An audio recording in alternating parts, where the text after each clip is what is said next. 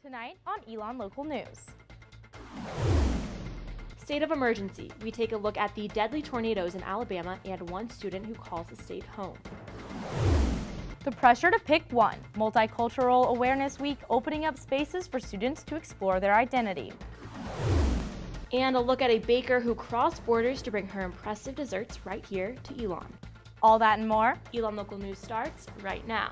Live from the Jane and Brian Williams studio at Elon University School of Communications, you are watching Elon Local News. Good evening and thank you for joining us. I'm Amanda Gibson. And I'm Samantha Casamento. Today, the death count continues to rise in Alabama. At least 23 people have died from the tornadoes that ripped through the eastern part of the state on Sunday. Lee County had most of the damage, with towns Smith Station, Beauregard, and Opelika facing about 170-mile-per-hour winds. The area south of Opelika had 12 of the reported deaths. Elon freshman Caroline Penfield grew up in Alabama and is one of 10 Elon students from the state. She says she doesn't know anyone directly affected by the tornadoes, but worries about others in the state. I think the people that will be most affected are people that live in low-income or rural areas, just because it's always harder to get back on your feet when you live in that kind of area, and the state has had some issues in the past in providing support to those people. But I think that as a whole, this will bring people together. According to the U.S. Census Bureau, 22% of Lee County's population is living under the poverty line, which is over double the U.S. average. While the country is grieving those who died in Alabama, just down the road, the Elon community is remembering another life lost. Fat Frogs bouncer and Aramark employee Anton Downey was killed last year by a drunk driver in Burlington. Both locals and Elon students came to the bar to listen to 7 different bands perform for Downey's birthday. He would have been 47 yesterday. Locals like Christian Albright say this is how Downey would have wanted it. A lot of people came here because of him. Super good guy, give you the shirt off his back. Unfortunate that it has to be a good time because of this, but I think that's what he would have wanted. That's how he would have wanted to go down. So, all money the bar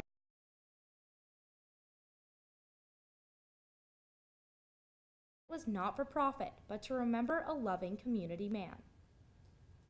For me, it's not about making money today. It's not about walking away with money in my pocket. It's about remembering Anton and supporting this community. The scholarship in Downey's name will be presented in the next few months. Elon News Network will continue coverage. The race is heating up for the next group of student leaders at Elon. Jack Johnson and Nate Jones face off for the student body presidency this week. Johnson, current executive secretary, launched his campaign with the slogan, Real Elon. Johnson hopes to shed light on issues at Elon. I want to speak to what actually is affecting our student body. It's the Elon stripped down with all of the glitz and the glam. Jones is a leadership fellow and philosophy student and is campaigning with the platform Your Voice, Your Choice. We say things a lot that I'm not quite sure if we know what we mean. I don't know if we know what inclusion means. Say it all the time. What does diversity mean, right? And I think that's where we kind of get caught in the weeds and we just kind of act like we know what we're talking about. Voting starts March 13th and ends the 14th on Phoenix Connect. This week marks the beginning of Elon's first ever Multiracial Awareness Week, sponsored by the Center for Race, Ethnicity, and Diversity Education, or the CREED. Our Briston Witt has more on the experiences of those who identify as multiracial here on Elon's campus. And I have always considered myself the minority amongst minorities. Senior Ozell Bowers says there are hidden pressures for those who identify as multiracial. We are mixed, and we do have those struggles of, picking which one or the other when, why can't I just pick all of me? Assistant Director of the CREED, Kia Glenn, is working with Bowers to plan the week. To highlight the experiences, the lived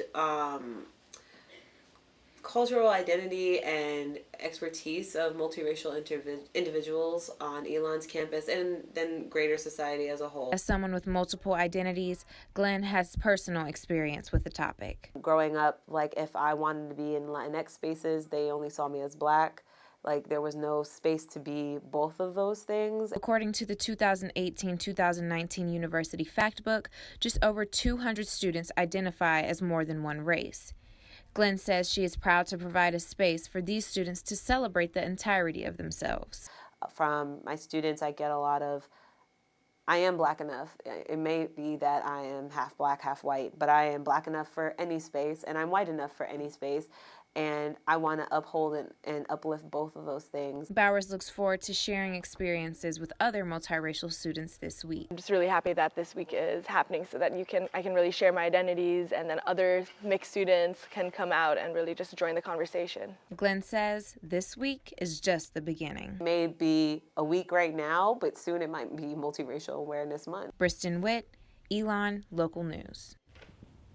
If you are interested in participating in the week's events, Tuesday in McKinnon from 5:30 to 7, there will be a multiracial and third culture perspectives panel. Thursday in Mosley 217, a film screening of Mixed Match from 5:30 to 7, and to round off the week, an open mic competition in Arazu from 6 to 8. For more details, pick up a copy of The Pendulum this Wednesday. 54 years after the March on Selma, people are still celebrating the accomplishments of the civil rights movement. Over the weekend, thousands crossed the Edmund Pettus Bridge again to remember the sacrifices made for voting rights. Former Attorney General Loretta Lynch spoke to Elon law students about the North Carolina voter ID laws restricting black voters. As a Greensboro native, she says there's a lot of work that needs to be done. After all the work that was done right here in Greensboro to open up public accommodations, to see the state then retreat and try and close off the ballot box to people is something that was painful to me as a North Carolinian, but also as a citizen of the United States. For the full interview with Loretta Lynch, go to elonnewsnetwork.com. With spring break just 3 weeks away, some students are gearing up to do community service instead of relaxing at home. Elon's Kernodle Center hosts alternative spring breaks for students who want to get away and get involved. Elon students are traveling to locations around the world. Advisor for the Alternative Break programs, Kyle Anderson, says the programs allow students to go outside of their comfort zones. Always considering, can we make the program bigger, but also thinking about how do we make it deeper and how do we put students in places to have deeper conversations about the social issues around the program. And one of my hopes is that they come back, like I mentioned before, and they're excited to get engaged in our local community based on their Alternative Break program. There are 6 different trips set for this spring break, ranging in location from Washington, D.C. to Jamaica. According to the Centers for Disease Control and Prevention, there has been a 22% increase in chlamydia cases from 2013 to 2017. This week, Students for Promoting Awareness, Responsibility, Knowledge, and Success, also known as SPARKS, is partnering with Campus Recreation and Wellness to sponsor sex education events. Here to talk about the importance of sexual health is Elon Senior Shay Friedman. Thanks for joining us tonight. Hi, of course. So can you tell me a little bit about how serious sex education is on college campuses? I think everywhere you go where you have students together living in close quarters, where that's really where your entire life exists, sex education is extremely important, and Elon's campus is no different. There's absolutely a need for students to understand their own bodies and what can happen to them. And why are all of the events happening now? So Sparks is launching a brand new campaign where we're having specific weeks this semester devoted to certain issues. So this first week is Sex Education Week. Awesome. And so how is the Elon community responding to this sex education initiative? Incredibly. I can't even explain. We had no idea how many people would be coming out to our events this week. The trivia that we have for Wednesday night, Are You Smarter Than a Sexpert, blew our minds in the amount of registration we got. So then what other events are you planning for the week besides that trivia? Sure. So tomorrow night we have Let's Actually Talk About Sex, which is an inclusive presentation regarding all things sex, health, and wellness.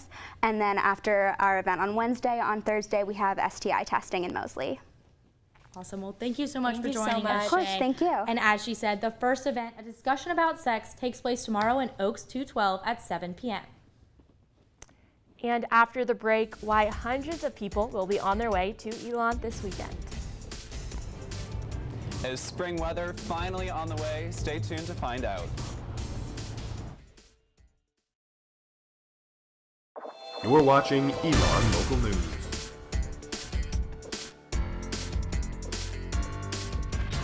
The start of spring weather also means the start of allergy season. At least 50 million people in the United States suffer from pollen and hay fever allergies, according to the Centers for Disease Control. University physician Jeanette Archinall says while people are allergic to all sorts of things, pollen has a unique way of impacting allergy season. Pollen is small.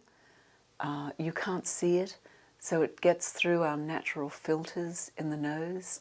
And we have a lot of substances in our nose, that is supposed to react to stuff that, if it gets too much into our system, is potentially going to make us ill. It just all localizes in that area. Archinall suggests tying your hair up before sleeping, closing windows during the day, and to start taking over-the-counter or prescription medicine now. Now, Amanda, my allergies this weekend with this warm weather that we've been having have just been so bad. I don't know about you. But I don't know. I think I'll take it, though. I feel like we haven't seen the sun for so long. So these little bits and days that we get, I am very thankful for. Me too. Well, we have our Brian right outside live on Citrone Plaza with the latest forecast. Brian. Thank you, Samantha. Well, out here on Citrone Plaza, just a few minutes ago, it was sunny and warm, and now all of a sudden it's really cold. Today there was a high at around 50 degrees, which is a nice little mix-up from all the rain we've been seeing the past couple of weeks. But now the low is around 30 degrees, and moving into the rest of our week, it looks like that pattern is here to stay. Moving into tomorrow and Wednesday, both are going to be mostly sunny days with highs at around 45 degrees and a low sitting at around 22 degrees. So again, those temperatures really crashing when the sun goes down. And moving into Thursday, it's also going to be mostly sunny with a high of 48 and a low of 32. And unfortunately on Friday there is a slight chance of rain in the later part of the day, so keep that in mind as you head out. And there's going to be a high of 49 degrees and a low of 39. And moving into our weekend on Saturday, there's a high of 60 degrees, which is a great start to our weekend. So spring isn't quite here, but it's on the way. Live with your Phoenix 5-day forecast, I'm Brian Ray. Back to you at the desk. Thanks, Brian. This weekend may be a little more crowded as hundreds of students and their families make their way to Elon University for Fellows Weekend. Our Kate McIntyre learned more about how Elon is preparing for the busy weekend. It's a time for us, I think, to really engage students who are bringing new ideas and new perspectives to our community. So it's really about opportunities. Director of the Elon Honors Fellows Program, Lynn Huber, says it's all hands on deck for the coming Fellows Weekend. She says the university is expecting over 200 candidates for the Honors Fellows.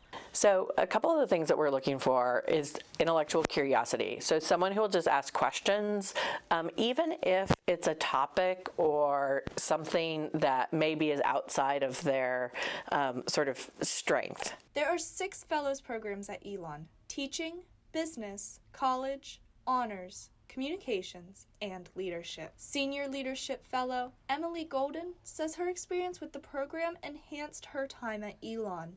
My favorite part about Fellows Weekend as a prospective student and as a current student is that you get to meet so many fantastic people. The leadership program especially really focuses on the value of building those connections and meeting students who are looking to join the cohort, and then also getting closer with the students who are in it. The incoming students and their families will be a preview for the class of 2023 at Elon. Huber says it's a time for thinking about the future. It's an opportunity for students to become part of communities that are going to be integral to their time at the university, but it's also an opportunity for us to think about who we want to be and who we want to welcome into our community. Kate McIntyre, Elon Local News. More information in regards to the Fellows Program and Fellows Weekend can be found on each program's separate websites, or read more in Elon News Network's upcoming edition of The Pendulum. And coming up, a look at an Elon lacrosse player who stands out on the field. And was the price worth it? A look into all the empty seats in the new Shar Center. Well, it was a busy weekend for sports. Our John Sarber is live in the studio with more. John. It was another busy weekend for Elon sports, with 3 different teams playing at home. The softball team hosted the Elon Softball Phoenix Invitational and finished the weekend with a 3-1 record. The weekend was highlighted by a stellar pitching performance from Abby Barker against LaSalle on Saturday. She pitched a complete game shutout in Game 2 of the doubleheader, leading the Phoenix to a 9-0 victory. Men's basketball wrapped up the season on the road this weekend with a pair of victories. Phoenix beat Townsend 86-66 on Saturday, led by Steven Santa Ana, who had 34 points. Santa Ana was named CAA Player of the Week and Lou Henson National Player of the Week for this effort. Women's basketball lost both games they played this weekend on the road against Delaware and Drexel. The team will play their final 2 regular season games this weekend in Schar Center. Men's tennis played 2 matches this weekend. They traveled to Richmond, Virginia to take on the University of Richmond and Virginia Commonwealth University. They split the 2 matches, beating Richmond 5-2 and losing to VCU 4-3. Elon's lacrosse team fell to national number 15 ranked Duke this Sunday at Rhodes Stadium 18-5. Despite Elon's lacrosse 2-4 record, the team has a tough schedule lined up this season, and our Alex Reynolds has a story on one of the team's top offensive performers. If you've seen the women's lacrosse team in action this year, you know who number 5 in white is. Sophomore May McGlynn, a major contributor to the Phoenix offensive production, leads the team through her raw talent and competitive spirit. Mentally, she doesn't back down from anybody, and nothing really rattles her. But then on the physical side of it, you know, she's getting dislocated thumbs and popping them out on the sideline, and you know, nothing seems to really bother her physically. So she's really the entire package that way. McGlynn leads the unranked Phoenix in points scored this year with 20 goals and 2 assists in only 6 games. She averages about 3 goals per game, is the 2nd highest scorer in the CAA, all while playing a grueling out-of-conference schedule that includes 6th ranked Virginia and 15th ranked Duke. I feel confidence from my teammates, which helps me with my confidence. Like, I know that my teammates, like, we all trust each other, so that's like the reason why I have confidence, because we trust each other. McGlynn scored 2 goals and 1 assist against Duke on Sunday, spearheading a second-half effort in which the Phoenix outscored the Blue Devils 4-1. Their schedule doesn't get any easier when the team takes on the number 13 Florida Gators on Thursday. McGlynn says the key to toppling high-ranked opponents lies in confidence and in preparation. Step, we just start practice going all out, and we know what we can do, we know what we're capable of. So if we just push each other every day, watch film, it's all the little things that we have to work on to beat these bigger teams. Alex Reynolds, Elon Local News. That's all for this week in sports. Sam and Amanda, back to you. Thanks, John. And if you got the chance to see a basketball game in the past few weeks, you might have noticed there are quite a few empty seats. After a year of construction and much anticipation, Elon moved from Alumni Gym to the $40 million Schar Center. I took a look at the first season in this arena. Burlington locals, kids, and passionate Elon fans cheered on the Phoenix in the first season in Schar Center. But the arena isn't always crowded. Filling the 5,100 seats isn't as easy as filling Alumni Gym.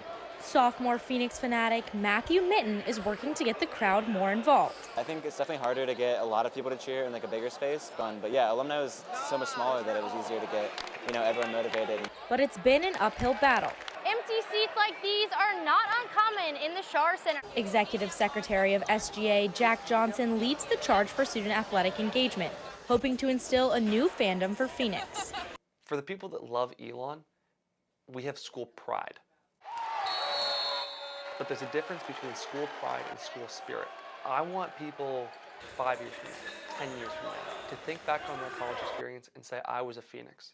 Senior and star basketball player Tyler Sebring enjoyed his last season in Schar Center, but played a majority of his career in Alumni Gym. I always appreciate Alumni Gym. I think we had a lot of fun nights there, a lot of memorable nights. It would get really loud, you know, you have the community in that gym. Head men's basketball coach Matt Matheny looks forward to the future Schar Center promises.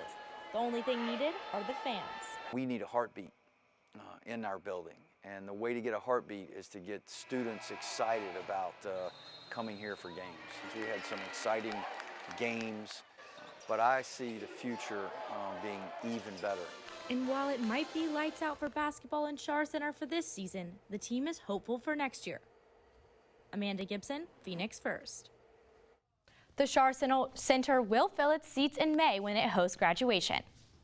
And after the break, how an architect is using her eye for design to create sweet masterpieces. You're watching Elon Local News. The desserts in McEwen Dining Hall are pretty impressive. I spoke to the Elon Dining employee who makes it her goal to create the best cakes and cookies around. Let's take a look. When you step foot into McEwen Dining Hall, you may notice the beautifully crafted pastries, but you may not realize how much work goes into making them. One look past the glass and you'd see the mastermind behind the desserts in McEwen, Claudia Mendez. I love to make cakes and make old-fashioned cakes and old-school cakes and French cakes. Her unique desserts flood Elon Dining's Instagram, and she says she gets her inspiration from her degree in architecture that opened her eyes and allowed her to see different shapes. Originally from Guatemala, she had a change of heart and decided to go to the Culinary Academy of Guatemala and open up Luca Toni's, an Italian restaurant in Guatemala City, with her friends. Me and my best buddies were like, we need to do something that really have passion for, so we went to study at culinary. So we did that for two years, and after that we decided to put up a restaurant, so we did. After owning the restaurant for a few years, she decided to move to the United States for a better life. I have 2 daughters, so yeah, everything is about the girls now. So we started here from zero and hoping to do better for the future. After working in the kitchen at Michelle's Kitchen Table in Burlington for 6 months, she decided to work at Elon because of the family atmosphere the school has. It's made with love, so that's why. And making it pretty, right? If you see something pretty, you think it's gonna be nice and taste good. So I'm glad they see it and they feel it. While she loves working in McEwen Dining Hall, she hopes to open up her own restaurant again. For now, I decided to do pastries, but in the future, I wanted to be my own boss and have my own place, you know.